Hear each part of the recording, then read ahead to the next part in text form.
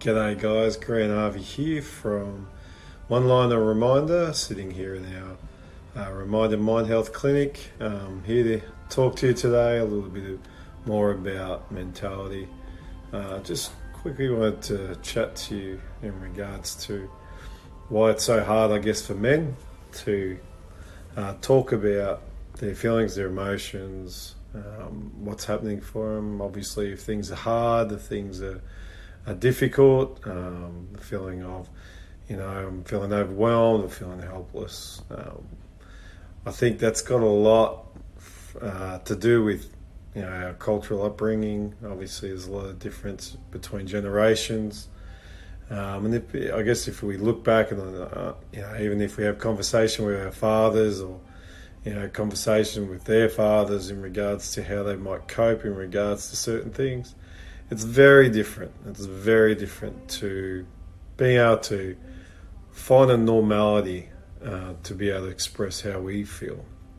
I think for men, a lot, it's been labelled as a weakness. It's been labelled as a sense of we haven't got it all together when we're supposed to have it all together. That, we're not travelling that well, we're sort of failing at what we're doing, we're feeling tired and lethargic, and they're all symptoms and signs of us apparently falling apart, in worst case scenario.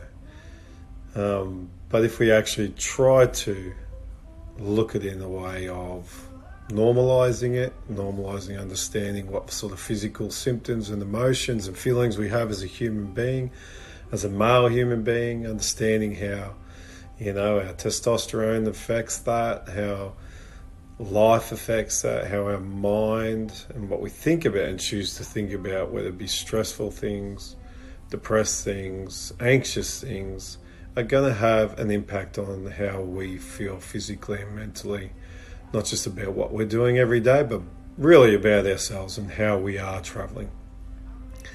So if we can normalise it, and it sort of gives us clarity. First of all, that, we're a human. We're a human being. And we're filled with the emotions and feelings and physical symptoms that women, men, all experience the same.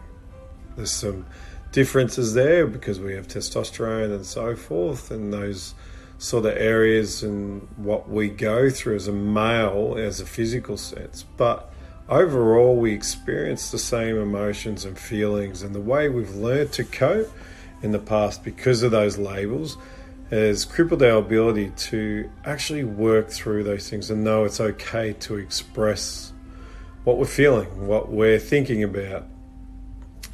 And I guess it's that catchphrase of, I don't want to sit on it too long, I don't want to talk about it over and over and over again, because it means that I'm in depression or I'm in anxiety, all these sorts of things. But what we find is that my mind continually thinks about it anyway. And I don't think it's about that. It's trying to normalise. It's trying to actually acknowledge that, it's okay to not be okay. Sometimes we're going to feel the anxiety. Sometimes we're going to feel depressed about life, about what I'm doing in life, because I've been doing it for the last 20 years or the last 10 years or the last 5 years, whatever it means. We've got to get to a place where we can actually acknowledge and admit to ourselves when we're not okay. What does that do? Does that set us up to fail? Does that set us up to fall in depression and anxiety? Or does it give us clarity of how we're actually travelling and give us the opportunity to learn what it is we need to change, what it is we need to communicate, what it is we need to behave? Sometimes there's unhelpful behaviour, like we go out with the boys and drink and binge drink on the weekend just because we want to relax, but we drink too much because my mind's racing, or I'm feeling overwhelmed. Or it could be that I might eat, just comfort eat.